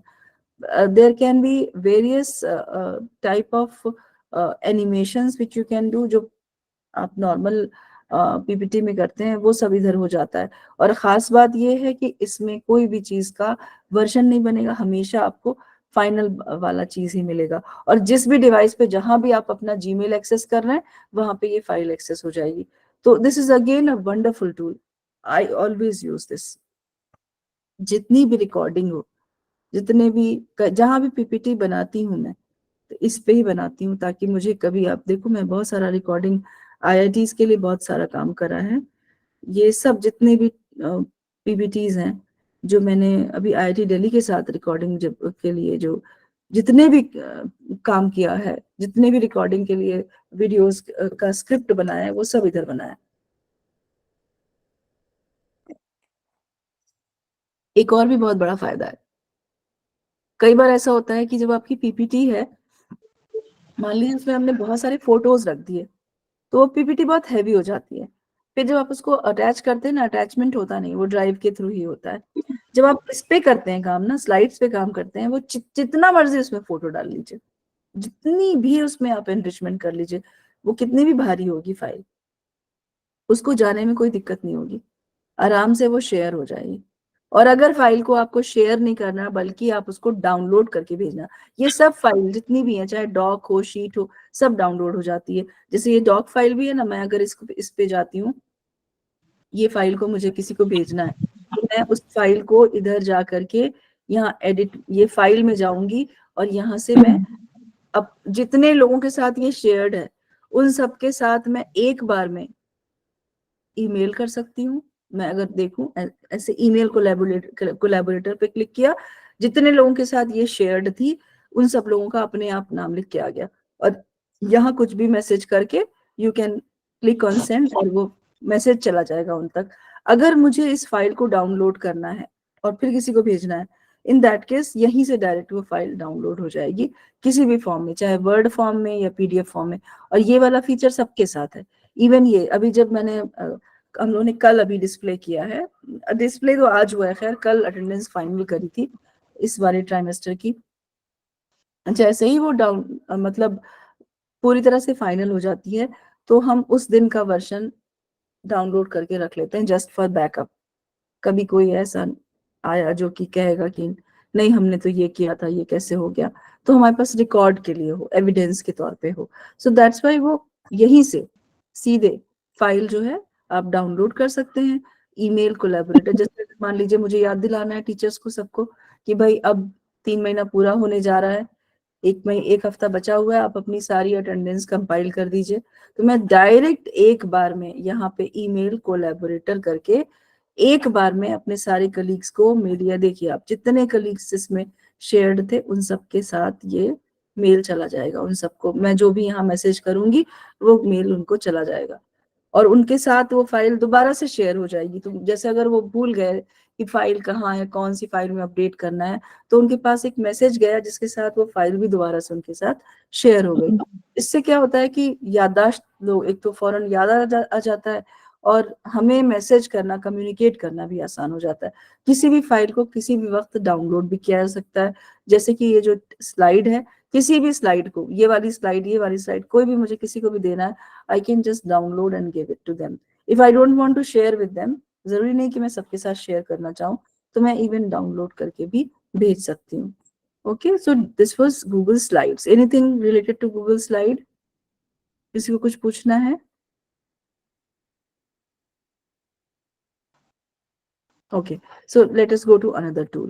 After Google Drive, Google Slides, the other tool is Jamboard. See, Jamboard is a substitute for a conventional Blackboard, but it has many more features which are additional to the Blackboard. Jamboard का इस्तेमाल मैं बहुत करती हूँ। मैं कभी भी अगर ऑनलाइन क्लास लेती हूँ, मैं हमेशा जैमबोर्ड यूज करती हूँ। अभी कल भी एक क्लास ली थी, फरवरी 27, कल रात में एक क्लास ली थी, क्योंकि जब सुबह दिन के टाइम में मेरा कुछ प्रोग्राम था जिसकी वजह से मुझे मेन कैंपस में जाना पड़ा था, तो क्लास रह गई, क्लास नहीं हो पाई। तो मैं कभी कभी पैनिक हो जाती हूँ कि सिलेबस कहीं ऐसा ना हो, बच्चों का सिलेबस पूरा नहीं हो पा रहा है, ये वो। So I was a little panicked कि क्लासेस जो हैं वो नहीं हो पा रही हैं। कुछ कोर्सेज की सिर्फ हफ्ते में 2 दिन क्लास है, और इत्तेफाक हो रहा है कि इस बार थर्सडे फ्राइडे में कोई ना कोई एंगेजमेंट रह रही है, छुट्टियां हो जा रही हैं। तो मैंने कल रात में जो क्लास ली थी उसमें भी जैम बोर्ड यूज किया था, और you can see the jam of yesterday. ये फरवरी 27 का जैम है।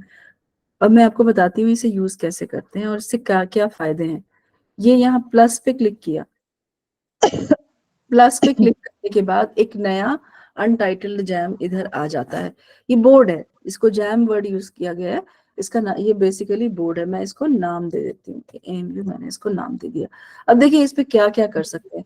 जब जब हम पढ़ाते हैं तो हम लोग बहुत बार ऐसा, खास करके साइंस मैथमेटिक्स वगैरह में हमें सिंबल्स वगैरह की जरूरत होती है, डायग्राम ड्रॉ कर करके भी तो पढ़ाते हैं। तो ये यहाँ पे, is there something which you want to say? Yes, बोलिए शीला तिरके। मैडम ने शायद अपना हाथ उठा, हैंड रेस किया है। आप कुछ कहना चाहते हैं? You want to say something?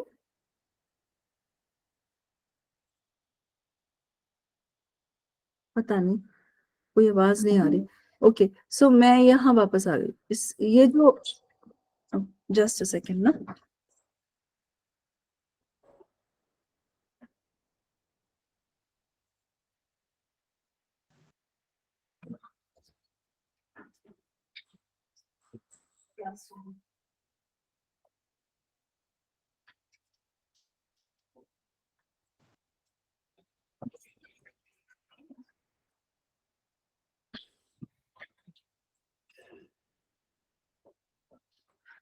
So, this untitled jam, how we can use this jam? It's a place which you can use in whatever way you want to. The first tool which it, there are various accessories which this particular tool is having. The first accessory is this pen. So select a pen.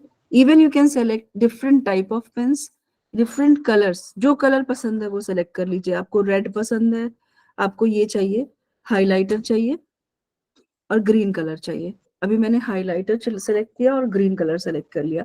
अब इधर मैं जो कुछ भी लिखूंगी वो green colour से होगा, और हाइलाइटर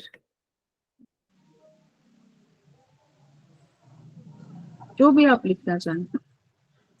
ये जब मैथ्स पढ़ाते हैं, या जब हम लोग केमिस्ट्री पढ़ाते हैं, या जब हमें कोई डायग्राम बनाना पड़ता है, उस केस में ये बहुत यूजफुल होता है। जैसे कि मैं मान लो पिरामिड बना रही हूँ, मुझे पढ़ाना है उनको कुछ, और मैं उसमें जो है स्ट्रक्चर कुछ बना करके और फिर दिखा करके उनको पढ़ाना चाहती हूँ।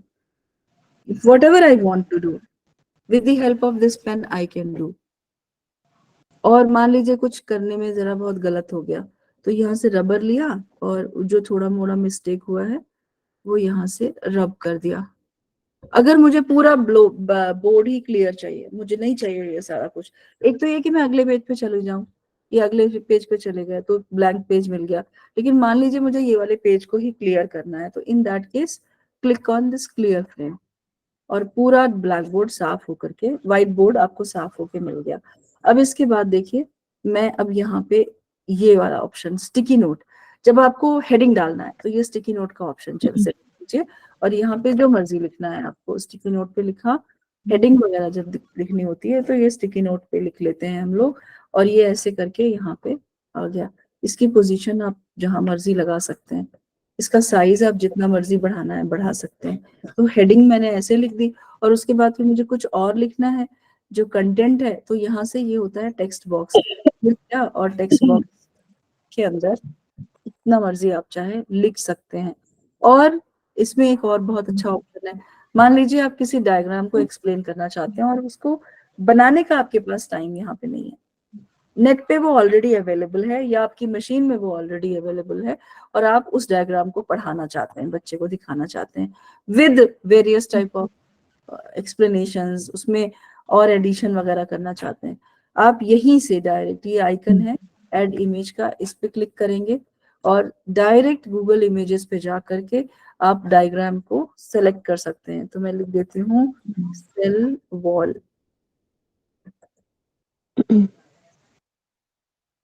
सेल वॉल के सारे ये जितने डायग्राम पॉसिबल हैं इसने दे दिए। ये मैं ले लेती हूँ और यहाँ से इसे इंसर्ट कर लेती हूँ। ये इंसर्ट हो गया, और अब ये दिख नहीं रहा है अभी क्लियरली, तो इसका साइज यहाँ पे बढ़ा देते हैं। इस साइज बढ़ा लिया, ये इधर हो गया। अब यहाँ पे पॉइंटर्स है, ये पॉइंटर है, जब आप एक्सप्लेन कर रहे हैं तो आप पॉइंटर यूज कर सकते हैं। जो भी एक्सप्लेन कर रहे हैं उसको आप हाईलाइट करने के लिए पॉइंटर यूज कर सकते हैं।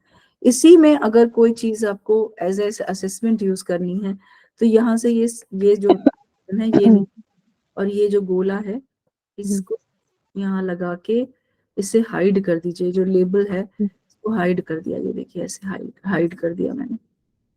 और somebody is willing to ask something?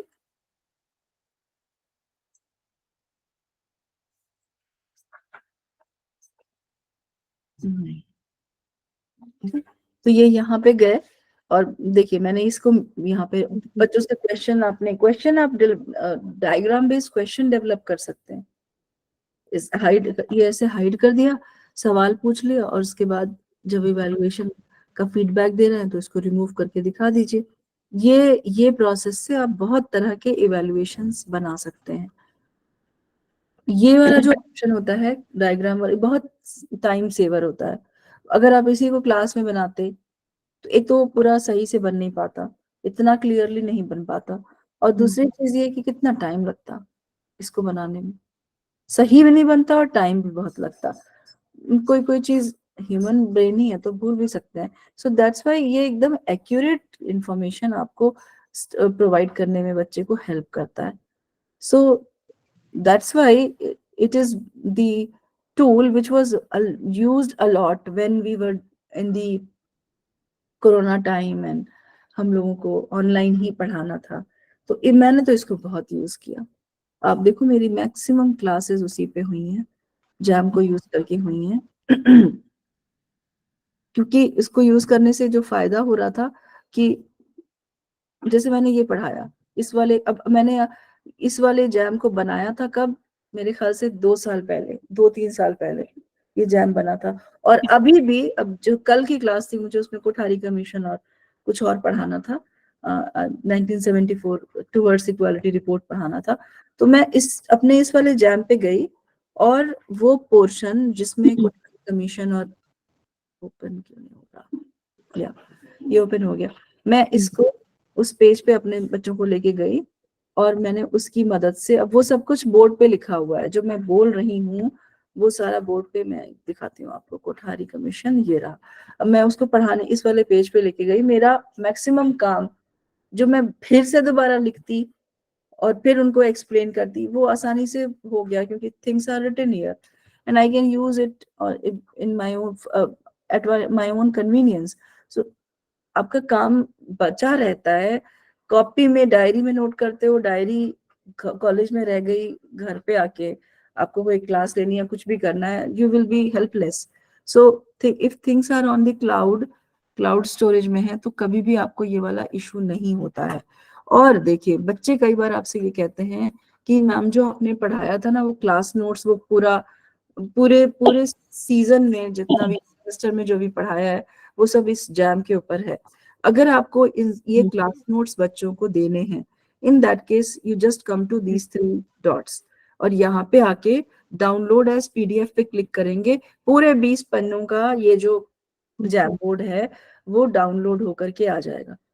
और वो downloaded PDF file of the entire jam can be shared with students. ये यहाँ से भी इस फाइल को मैं जिसको भी चाहूं, ये वाली जो फाइल, कोई भी फाइल, जैमबोर्ड की किसी भी फाइल को आप जब भी चाहें किसी के साथ भी शेयर कर सकते हैं, सेम वैसे ही।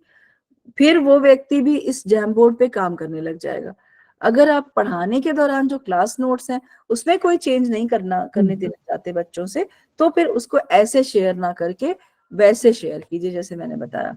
वहां पे जाइए और जाकर के 3 जो बटन्स हैं इसे क्लिक कीजिए और यहाँ से डाउनलोड एज पीडीएफ कीजिए और फिर वो पूरे फाइल को बच्चों को शेयर कर दीजिए। इन this way it will become a very useful resource for them. जो आपने क्लासरूम में नोट्स वो उनके लिए यूजफुल हो जाएंगे और उसमें वो कोई चेंजेस भी नहीं कर पाएंगे। Okay, so is there any question related to the jam?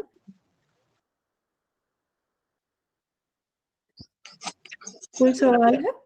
Ma'am hmm ma'am आपने जो डायग्राम वहां इंसर्ट किया था, इफ मुझे मेरी फील्ड रिलेटेड कोई भी ग्राफ या डायग्राम इंसर्ट करना हो तो वो कहाँ से लाना है मैडम? दिखाती हूँ। एक तो देखिए ये यहाँ मैं इस पेज पे गई, यहाँ पे मुझे कोई डायग्राम चाहिए, इधर इस पे जाना है, इस पे गए और डायरेक्ट जो कीवर्ड है आपका, आपकी फील्ड से रिलेटेड डायग्राम है, आपको गूगल पे से चाहिए तो यहाँ डायरेक्ट गूगल इमेजेस लिखा हुआ है, उस पे जाइए, कीवर्ड लिखिए, आपको वो डायग्राम दे देगा। दूसरा ऑप्शन जो मैं अभी बताना स्किप कर गई थी, आपके पास आपने बनाया हुआ डायग्राम ऑलरेडी मौजूद है आपकी मशीन में, तो उसके लिए अपलोड के बटन पे क्लिक कीजिए। अपलोड के बटन पे क्लिक कीजिए, ब्राउज कीजिए, मैं दिखाती हूँ आपको। मैंने कुछ ऐसे डायग्राम्स हैं जो बना के रखे हैं, ये जैसे है, यहाँ पे गए और इधर आके ये, जैसे ये डायग्राम है, this is something which I was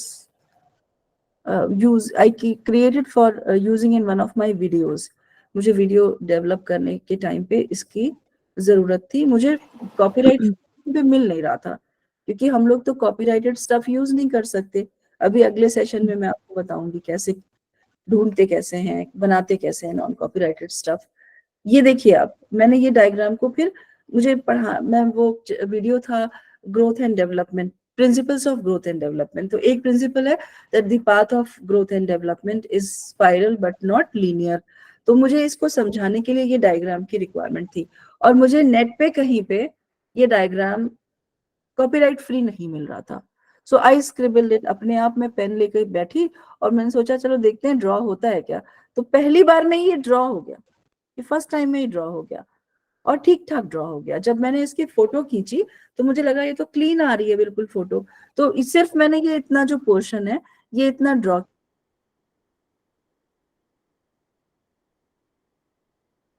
किया, जो पेंट ब्रश होता है वहां पे लेके गई और वहां पे मैंने ये एरो इंसर्ट किया और टेक्स्ट बॉक्स डाल के ये जो इसकी लेबल्स हैं ये लिख दिया, और उसके बाद इसको मैंने सेव एज पिक्चर करके अपने पास सेव करके रख लिया। अब इस डायग्राम को, ये जो मेरा खुद का कॉपीराइट इस पे हो गया, क्योंकि ये मेरा खुद का बनाया हुआ डायग्राम है, इस पे किसी अन्य व्यक्ति का कॉपीराइट नहीं है। अब मैं इसको जहां चाहे वहां यूज करूं। आपका एरिया अगर ऐसा है जहां पे आपके पास बहुत सारी ड्राइंग्स हैं, अभी पीछे मैंने देखा कि बहुत सारे टीचर्स ने, कॉलेज टीचर्स, स्कूल टीचर्स, सबने दीक्षा प्लेटफॉर्म पे बहुत सा कंटेंट शेयर किया है। मैं आपको बताऊं, अगर आप कंटेंट क्रिएट करते हैं in the area of college और school education, any area, if you are creating content, then you will not at all having any kind of deficiency of API scores, क्योंकि हर एक कंटेंट के ऊपर marks मिलते हैं।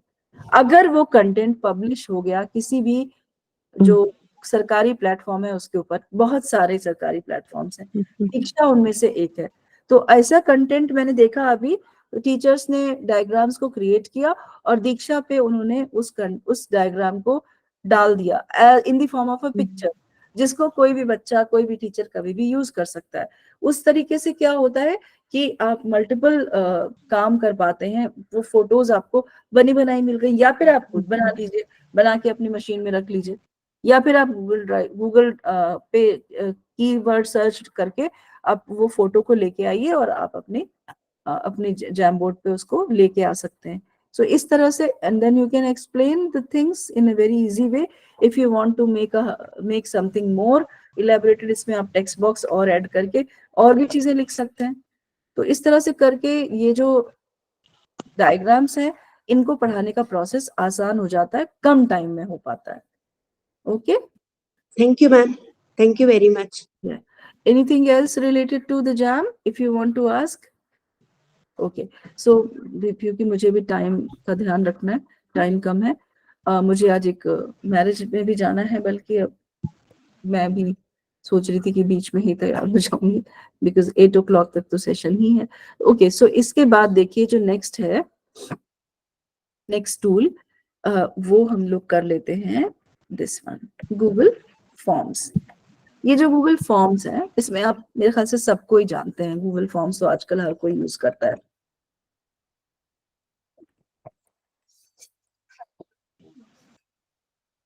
कुछ चीजें इसमें ऐसी हैं जिसको मैं डिस्कस कर लेती हूँ, जो मुझे लगा कि बतानी चाहिए। एक तो गूगल फॉर्म्स में एक फीचर है जो ऐड हुआ है, वो फीचर है डायग्राम बेस्ड क्वेश्चन दे पाने का। मैं यहाँ से एक नया फॉर्म खोलती हूँ, चलिए एक पुराना, चलिए एक नया ही खोल देती हूँ। प्लस पे क्लिक करके आप नया फॉर्म खोल सकते हैं, उसका कुछ भी नाम दे सकते हैं। ये मैंने इसका कुछ स्क्रिबल कर दिया, एक फॉर्म है। इसमें देखिए यहाँ पर से प्लस करेंगे तो आपको ऑप्शन, आपको पूरा एक क्वेश्चन ऐड करने के लिए आपको ऑप्शन दे देगा, और इधर से type of question you can choose. So if you are willing to give a question which has which you are planning with a diagram. Suppose वो MCQ ही है, यहाँ से multiple choice ही है, उसमें आप डायग्राम देना चाहते हैं, आइडेंटिफाई दिस प्लांट। यहाँ पे जो आइकन था, आपने देखा मैंने कहाँ पे क्लिक किया, वहीं पे एक आइकन था छोटा सा पिक्चर का। अब अगर आपके मशीन में ऑलरेडी उस प्लांट का इमेज है तो ठीक है, और नहीं तो यहाँ से सीधे गूगल इमेज, या आपकी ड्राइव में मौजूद है तो वहां से ले लीजिए, और नहीं तो आप यहाँ गूगल इमेजेस पे चले जाइए। और मैं नाम लिख लेती हूँ, मैंने ये एक प्लांट का नाम लिखा, ये यहाँ से एक ये इमेज थी, इसको लिया और इधर इंसर्ट कर दिया। अब ये इसने यहाँ पे इंसर्ट, अब मेरा क्वेश्चन क्या है, आइडेंटिफाई दिस प्लांट, क्वेश्चन, ये इमेज इंसर्ट हो गई, और उसके बाद फिर अब यहाँ पे मैं ऑप्शंस लिख सकती हूँ, यहाँ पे मैं अपने ऑप्शंस लिख सकती हूँ, तो मैं कुछ भी XYZ ऑप्शंस लिख सकती हूँ, जितने मर्जी इसमें ऑप्शंस चूज कर सकती हूँ, और राइट जो आंसर है वो मैं इसमें आप जो इवैल्यूएशन शीट भी बना सकते हैं, जो राइट आंसर है उसको आप मार्क कर सकते हैं, और ये इवैल्यूएशन अपने आप कर देगा, करके आपको दे देगा। अगर आप राइट आंसर इसमें मार्क कर देंगे तो वो आपको लास्ट में इवैल्यूएशन करके भी दे देगा, सही जितने लोगों ने लगाया होगा वो उसके हिसाब से आपको मार्किंग करके भी दे देगा। जो रिस्पॉन्सेज हैं वो यहाँ पे पता चलते हैं, और ऐसे ही ये जो सेटिंग्स हैं इसमें जा करके आप जो भी इसमें चेंजेस करना चाहते हैं इसके वे आउट में, वो आप कर सकते हैं। तो इसमें ये एक फीचर है जो मुझे लगा एडिशनल है, जो बताना चाहिए। Ample things can be done with the help of, हम क्विजेस बना सकते हैं, उसमें आप रूब्रिक ऐड कर सकते हैं, डायग्राम बेस्ड क्वेश्चंस तो बन ही जाते हैं, मल्टीपल टाइप के क्वेश्चंस आप उस पर क्रिएट कर सकते हैं। तो ऐसा करते हैं कि अभी आप इस पे कोई सवाल पूछना चाहें तो पूछ लें। अभी एक हाफ एन आवर का ब्रेक ले लेते हैं, क्योंकि इट्स ऑलरेडी 6 होने जा रहा है। एक ये 2 मिनट में आप जो पूछना चाहें पूछ लें, उसके बाद we will meet again at 6:30। Is there any question?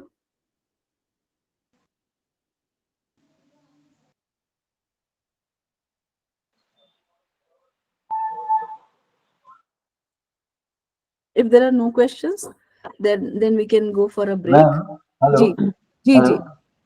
Hello, ma'am. It is better if you kindly give this video anyway to YouTube or link, any link for this video. हाँ, Either YouTube or directly in our WhatsApp group, if possible, ma'am. I have not record. I think maybe HRDC would be recording. Then you can ask them to share it with all of you. I have to record, and I have got multiple, like around 200 videos I have created since 2021. Actually, though 2020 onwards, on different courses of B.Ed and MA education MAd, but ऐसा वाला भी नहीं किया है, वो सब है public domain में। चाइल्ड डेवलपमेंट एंड लर्निंग पूरा paper, conceptual foundations of education पूरा पेपर, एजुकेशनल टेक्नोलॉजी 2 पार्ट में complete paper, gender school and society complete paper.